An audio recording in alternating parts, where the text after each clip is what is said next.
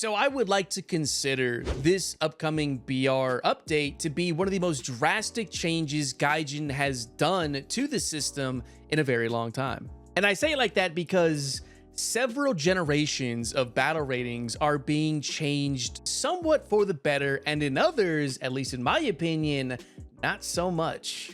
So welcome back to yet again another talking head video, but this time of course we are going to be talking about the BR changes that will be upcoming and how you as a player can change them should you decide that you don't like this. Of course, this is going to take a massive effort from the community itself, but seeing that some of the recent events have, forced Gaijin's hand in changing specific things, I think this is something we can do to very good effect. And as always, I will be giving my honest opinion about what I think about these changes because let's get something straight. This is going to be changing up a lot of my personal play style, seeing that most of these vehicles have gone through some pretty significant changes over the last years, and some of them that I'll be mentioning have not seen a change since they were first added almost a decade ago. Oh, and one more thing before we go ahead and get started. I will only be talking about ground forces in the realistic battle setting. Now, if you want to know more about arcade or even aviation, there are other brilliant creators out there who I am very sure either already have a video out on that matter or they are currently making it right now. So give it about, to the end of the day until you get to see that stuff. So with that being said, let's begin. Now, Gaijin was nice enough to actually categorize these starting from battle rating all the way down to the highest, and this only really affects battle rating 7.0 up to around battle rating 9.7, and we'll get more into those details as we go through the list. Now, the first area I want to start in, of course, is around 7.0. At the very top of the list, as you can see, the Allen, AML 90, RU251, BTR 80, T29, oddly enough, I don't think the T29 should be at 7.3, but or even at 7.0, but that is just my honest opinion.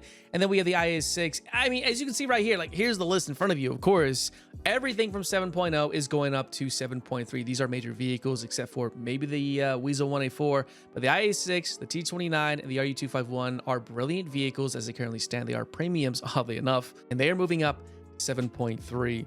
I don't really agree with it, but I guess it's completely fine. The IS-6 is a monster of a vehicle, so I guess that kind of makes sense. And next up, we have the battle rating 7.3 area, which has seen, I think, one of the biggest changes in this list. I could be entirely wrong as I haven't gone through every single bit of them since the start of this video. Now, the biggest change here is the Centurions, the 84mm wielding stabilized vehicles at 7.3. All of them are now moving up to battle rating 7.7. The 81, the RB52, which is the premium.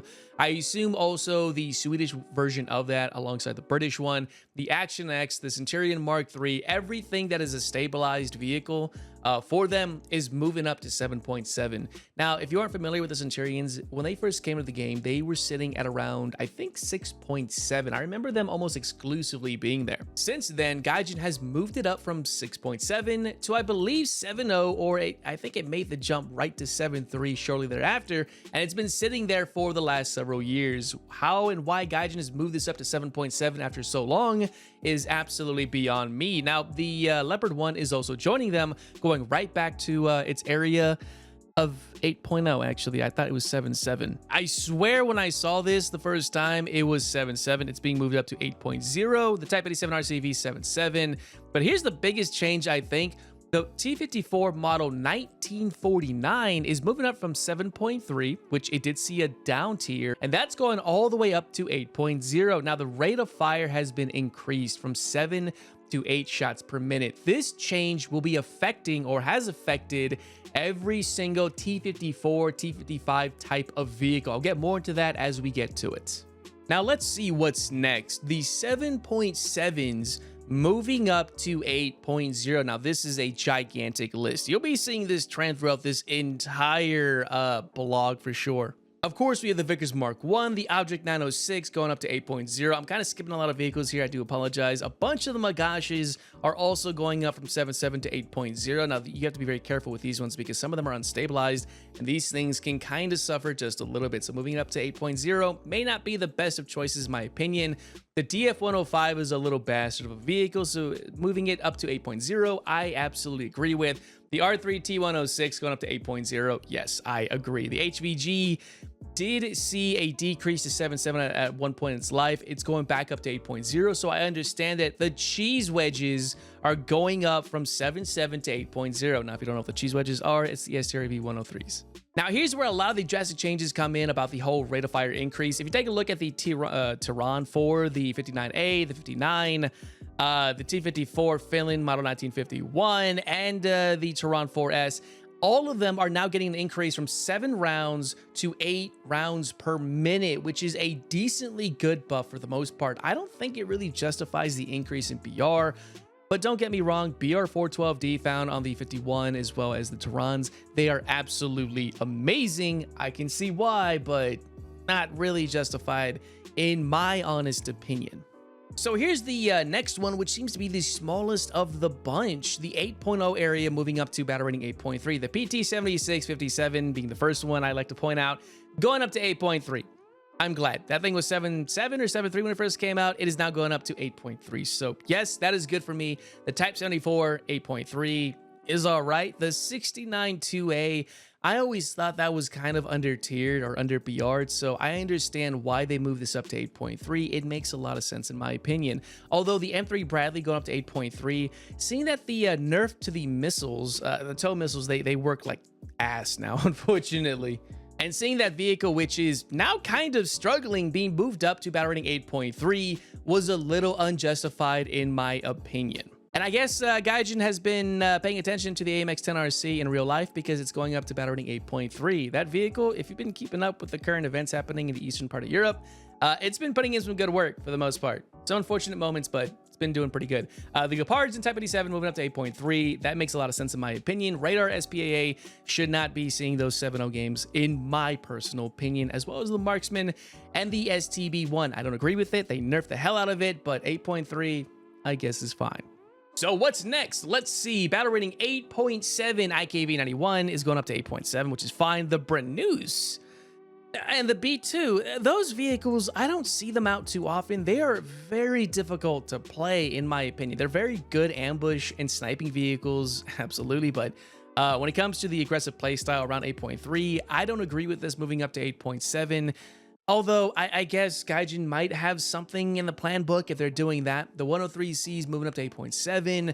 T62, the 435, and the T55 AM1 are going up to 8.7. I agree with those. I really do. The BMP2 is going up to 8.7. Let's see. The T55M, which is a wonderful vehicle in my opinion, 8.7 makes sense. It's also getting an increase of rate of fire from 7 to 8 shots per minute. Again, this affects every single T54, T55 type vehicle. I'm sorry if I'm kind of skimming through a bunch of the vehicles right here. Again, if you guys want to see this list in detail, I will have it down below in the description, the link to it, so you can scrutinize it for yourself. Now, here's a good one. The WMA and the PTL02 moving up to 9.0. It should have been there at the beginning. These things used to sit at 8.0 and 8.3 respectively. I'm glad to see the change. Those things are nuts. The MTTD 9.0, the Class 3P, oh, the chunkiest vehicle going up to 9.0. That kind of breaks my heart. The TAM2IP to 9.0. I hate that thing. So I'm glad it moves up there. The OF40 9.0, the Centauro 105 9.0, the BMD4 and the BMP3 going up to 9.0. I guess that's fine. And then, of course, we have the Shotcal Delette, which is going up to 9.0. Now, that's a vehicle I rarely ever see. In my upcoming video that I have postponed from today's release, you'll see it kind of in action, but not really. And then the Merkava Mark II-B for USA is going up to 9.3. That's a bummer. I really enjoy that thing, but I guess the mobility updates, it made sense to move it up there, but man, that sucks. And then we have all the 9.0s, at least most of them anyways, moving up to 9.3. BRCC, the VBCI2 MTC30. I don't think that belongs at 9.3. I mean, it's a good vehicle, don't get me wrong, it's kind of hard to kill, but it's not really that good. The Khalid up to 9.3. That's heartbreaking. That's like the best version of the Chieftains going up a BR. That sucks. I'm sorry. You know, Chieftains already suffer as is. That thing kind of made it just, you know, justified their existence. And now it's going up into a BR range that it can fight in for sure. But, you know, that was kind of the appeal to it. You have a good vehicle at a good BR. And then let's see, 1A5 to 9.3, we the AMX 30 Super to 9.3, the Norwegian 9.3 version of the 1A5, excuse me, C2A1 9.3. So yeah, all the Leopards are basically going up. We'll see that in the higher BRs, sort of, which the list is getting smaller now. Also, the CV9030 Fin going up to 9.3 doesn't make any sense to me. The thing is very difficult to play and is not efficient. If you guys want to see that, I have a video detailing that in normal gameplay review. And trust me when I say it's not that good of a vehicle. And for the last set of this, 9.3 to 9.7, moving up to, well, 9.7 and 10.0, right? The Ocelot going up to 9.7. I agree with it that the Stinger buff did make them way more efficient. The Merkava Mark II-D 9.7, I agree with that as well. The XM8 9.7, although the C76 round was replaced by M774. I think it's an okay change. But here's a big one. The Striker, the premium Wolfpack Striker, is going up to going up to 10.0, but the M833 shell has been replaced with M900. That's right, you no longer have an incentive really to play the tech tree version when the premium one can do the exact same thing now. Kind of a nerf, I guess, to the tech tree version. I don't agree with it, but hey, you know what? To those who own it, yeah, enjoy it. I'm sure I'll be seeing some more sales of those on my 3% discount. And then we have the T-72B moving up to 10.0. Now, I don't really agree with that, but it kind of is what it is. You know, Russian tanks are kind of OP around this BR. The PT-16 T-14 10.0, BMP-2M 10.0. I mean, it only took them like 2 years to get that one right. The Puma going up to 10.0. And they removed the high explosive incendiary tracer rounds.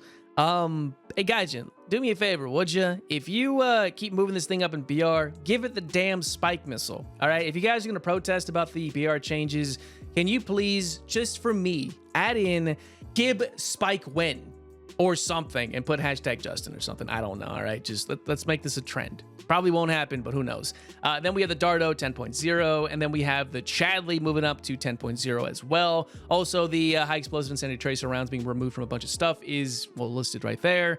And then one vehicle in particular that I am very sad to see move up. I understand that it should have moved up a very long time ago, but I was hoping Gaijin would just let this slip under the radar, is the M60 AMBT to 10.0.